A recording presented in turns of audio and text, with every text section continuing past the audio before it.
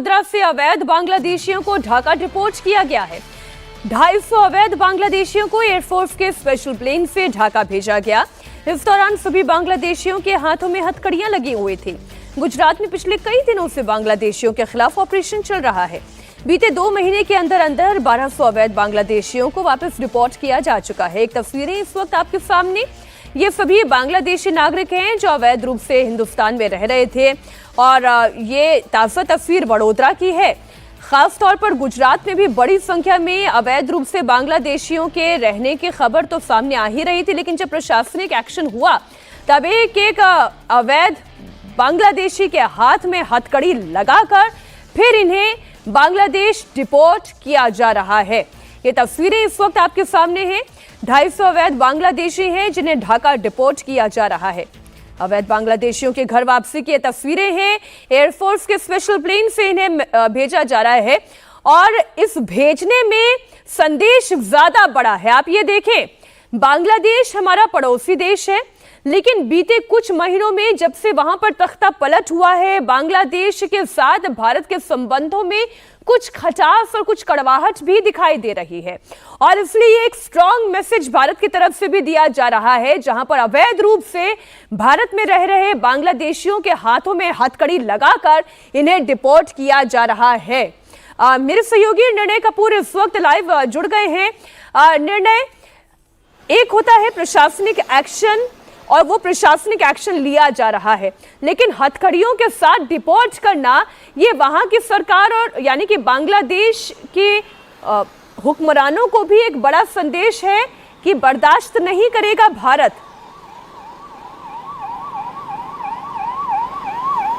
बिल्कुल, जिस प्रकार की तस्वीरें हैं आप देखिए, एक तरह से रस्सियों से सबको बांधा हुआ है, हाथ उनके बांधे हुए हैं। कहीं ना कहीं सीधा सीधा मैसेज है कि अब इस तरह के जो अवैध घुसपैठ है उसको बर्दाश्त नहीं किया जाएगा। और आप देखिए, पिछले कुछ समय में, पिछले कुछ महीनों में जिस प्रकार से, अगर मैं गुजरात की बात करूं तो जो एक्शन लिया गया है, मीनाक्षी आपको जान के हैरानी होगी, करीब 8000 से ज़्यादा लोगों को डिटेन किया गया था और इनके एक एक डॉक्यूमेंट जो हैं वो चेक किए गए थे। और उसके बाद जितने लोग अवैध पाए गए उन सब के खिलाफ कार्रवाई हुई है। करीब 5 बैचेस में, ये कल जो गया ये 5वां बैच है। 5 बैचेस में करीब 1200 बांग्लादेशियों को पिछले 2 महीनों में जो अवैध रूप से यहाँ रह रहे थे उन्हें बांग्लादेश डिपोर्ट किया गया। और इसी तरह से उनके हाथ बांध करके उन्हें बाकायदा स्ट्रांगली डिटेन करके प्लेन्स में डिपोर्ट किया गया, स्पेशल प्लेन्स के जरिए। ये कार्रवाई मैं आपको बता दूं करीब पिछले 6-8 महीनों से चल रही है गुजरात में, जिसमें सबसे पहले अहमदाबाद से 112 बांग्लादेशियों को भेजा गया था और अब करीब 1200 के आसपास बांग्लादेशी बताए जा रहे हैं। और अभी भी ये कार्रवाई जो है ये इसी तरह जारी है। गुजरात से, वडोदरा से अवैध बांग्लादेशियों को ढाका डिपोर्ट किया गया है। 250 अवैध बांग्लादेशियों को एयरफोर्स के स्पेशल प्लेन से ढाका भेजा गया है और इस दौरान इन बांग्लादेशियों के हाथों में, अवैध रूप से जो भारत में आए थे, इनके हाथों में हथकड़ियां लगी हुई थी। और गुजरात में पिछले कई दिनों से बांग्लादेशियों के खिलाफ ऑपरेशन चल रहा है।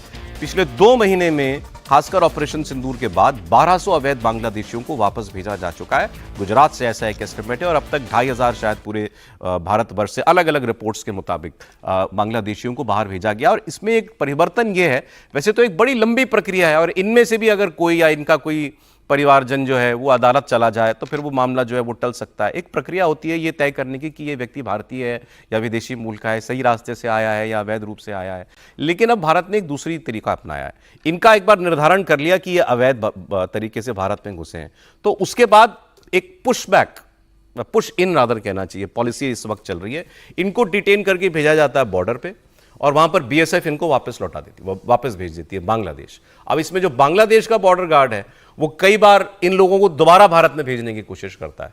लेकिन अब एक तरीके नजरिए से सोचें तो ये इसमें आप गलत कैसे कह सकते हैं, ये जिस रास्ते से आए थे उसी रास्ते से इनको वापस भेजा जा रहा है। हमने कंफर्म कर लिया कि ये हमारे लोग नहीं है, ये बांग्लादेशी हैं और इनके पास कोई कागज नहीं था, तो भाई ठीक है, तुम जिस रास्ते से आए तो उसी रास्ते से तुमको हम वापस भेज रहे हैं। तो ये सिलसिला अब बड़ा तेजी जो है वो पकड़ चुका है। दोनों खबरों पर आपका रिएक्शन चाहूंगा सर मैं। देखिए, जामियत इस्लामी पार्टी जो थी 1941 में फॉर्म हुई थी। इसका मेन गेम क्या है? ये इस्लाम को रिवाइव करना चाहते हैं, इस्लामिक स्टेट बनाना चाहते हैं और शरिया लॉ को इंपोज करना चाहते हैं। इसकी कितनी पकड़ है पाकिस्तान के अंदर? सबसे पहले इसकी सबसे ज्यादा पकड़ है पाकिस्तान आईएसआई के साथ और पाकिस्तान आर्मी के साथ। उनके साथ बहुत क्लोज रिलेशन है। ये मैंने अपनी आंखों से देखे हैं ढाका के अंदर कि कैसे वो पाकिस्तानी आईएसआई ऑफिसर, जो हमको पता ही होता है ज्यादातर कि ये पाकिस्तान आईएसआई ऑफिसर, उनके साथ कैसे मिलते थे, गले मिलके कैसे क्लोज रिलेशंस थे उनके साथ। और दूसरी चीज जो आती है इसके अंदर, इनकी पकड़ कितनी है बांग्लादेश के अंदर।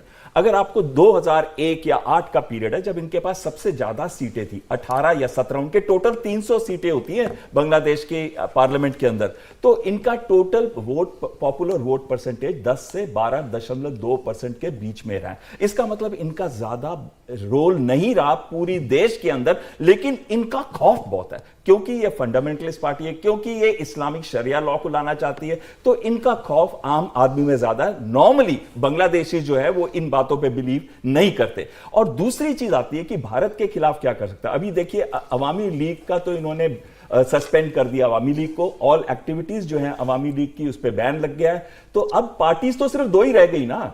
एक तो रह गई बीएनपी, बांग्लादेश नेशनलिस्ट पार्टी, जिसकी पाकिस्तान आर्मी के साथ खालिदा जिया के बहुत क्लोज रिलेशनशिप है, और दूसरी रह गई जामियत इस्लामी। तो इसका मतलब है कि ये इलेक्शन दोनों पार्टीज जो में से जो भी पार में है, बीएनपी ही आएगी पार में। जामियत इस्लामी का इतना बड़ा होल्ड नहीं है, लेकिन अगर बीएनपी पार में आई तो भारत के लिए यह बहुत बुरी खबर होगी। और दूसरी चीज जो आपने कही, उनको भेजा गया वापस। आपको सौरभ जी, मैं तस्वीरें दिखाई जैसे भेजा गया है सर, ये तस्वीर मतलब हथकड़ियां लगा के। और देखिए, मैं पर्सनली ऐसी चीजों के खिलाफ हूं क्योंकि मेरे को भारतीय जो भेजे गए थे अमेरिका से, मुझे उस पर स्ट्रॉन्ग वो था। लेकिन उनकी, मुझे ट्रंप की एक बात याद आ गई इसके अंदर। ट्रंप ने कहा था कि जब मैं ऐसे बेड़ियों से भेजता हूं तो लोगों में डर बढ़ता है और फिर वो इलीगल इमिग्रेशन की तरफ नहीं आते, और 70% कम हुआ है भारत के साइड से इलीगल इमिग्रेशन यूएसए के अंदर। ये उनकी फिगर्स हैं। तो इसका मतलब कहीं ना कहीं ये खौफ दिखाना भी जरूरी है। अब अगर ये जाएंगे ऐसे बेड़ियों में और इनको बीएसएफ अंदर धकेलेगी बांग्लादेश के अंदर, तो कहीं ना कहीं अब इनके अंदर खौफ रहेगा। लेकिन मैं आपको बता रहा हूं 2 करोड़ के करीब हैं इलीगल बांग्लादेशी। ये तो मेरा आंकलन है। कई आंकलन तो इससे काफी ऊपर फिगर देते हैं, और ये खासकर रहते हैं वेस्ट बंगाल के अंदर या फिर हमारी नॉर्थ ईस्टर्न स्टेट्स में। अब तो यूपी, बिहार और ऐसे एरियाज के अंदर भी धीरे धीरे ये स्प्रेड कर रहे हैं। ठीक कह रहा हूं, वो नंबर तो बहुत बड़ा है, लेकिन शुरुआत कभी तो होनी है इस काम की। और ये जो शुरुआत हुई है, ये कम से कम फ्यूचर, जो फ्यूचर में आने वाले हैं उनके अंदर खौफ पैदा करेगी। देखिए, आपने कहा पश्चिम बंगाल, वैसे असम, ये ड्राइव चली ऑपरेशन सिंदूर के बाद खास तौर पर, और गुजरात में, राजस्थान में, हरियाणा में, दिल्ली में, पश्चिम बंगाल में, त्रिपुरा में, सब जगह से, असम से बड़ी तादाद में लोग जो हैं वो भेजे जा रहे हैं। बांग्लादेश इस पर प्रोटेस्ट करता है त्रिपाठी जी कि आप ऐसे इन लोगों को नहीं भेज सकते। फिर कई बार वो वहां से कुछ लोगों को वापस भेज देता है, ये कह के कि नहीं, ये तो हिंदुस्तानी थे जिनको आपने भेज दिया। नहीं, देखिए, ये रस्साकशी तो चलती रहेगी, लेकिन मानवता के तौर पर, उदार मना के तौर पर, संवेदनशील के तौर पर कहेंगे तो हम भी एयर कमोडोर साहब के साथ हैं। लेकिन जो आज के हालात हैं और भारत के आंतरिक हालात जितने खराब होते जा रहे हैं, यानी हमारी जो इंटरनेशनल सिक्योरिटी है उसको जिस लेवल का थ्रेट अप हो चुका है, उसमें इससे कम में बात नहीं बनी। और मुझे एक बात बहुत अच्छी लगी कि भारत सरकार पहली बार 1974 में, मुझे जहां तक याद आ रहा है, इंदिरा गांधी का वो इंटरव्यू था जो बड़ा चर्चित है, जिसमें असम को लेकर उन्होंने कहा था कि मुझे दर्द है, दुख है कि ये जो अवैध घुसपैठी बांग्लादेशी आ रहे हैं, हम इनको वापस ले जाने का कोई रास्ता नहीं निकाल पा रहे हैं। हमारा असम बर्बाद हो रहा है, हमारा पूर्वोत्तर बर्बाद हो रहा है, यहाँ की ट्राइब्स के कस्टम्स, ट्रेडिशन सब खत्म होते जा रहे हैं।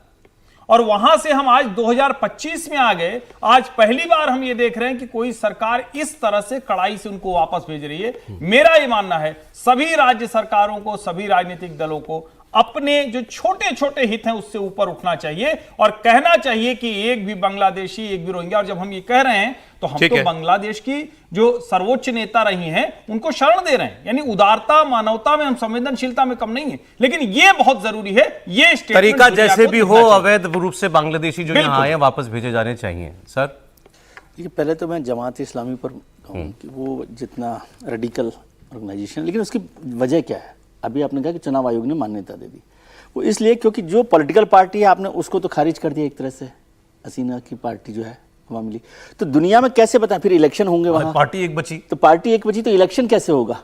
तो एक डेमोक्रेटिक सिस्टम में ये बताया जाए कि भाई बांग्लादेश में डेमोक्रेटिक तरीके से चुनी गई है सरकार और वो इलेक्शन हुआ। जमात इस्लामी की जैसे कमांडर साहब ने भी कहा कि भाई 20 सीटें आएगी, 25 सीटें आएगी, मैक्सिमम इससे ज़्यादा तो आने वाले नहीं है, लेकिन ये तो दिखाया जाएगा ना। तब आप सौरभ सर तो ये नहीं कहेंगे ना कि वहाँ पर चुनाव ही नहीं हुए, दो पार्टियां अलग अलग तरीके से चुनाव लड़ रही थी, तो उसका एक पर्पज है कि एक इंटरनेशनल इमेज में ये बात कही जाए कि चुनाव वहाँ पर करवाए जा रहे हैं।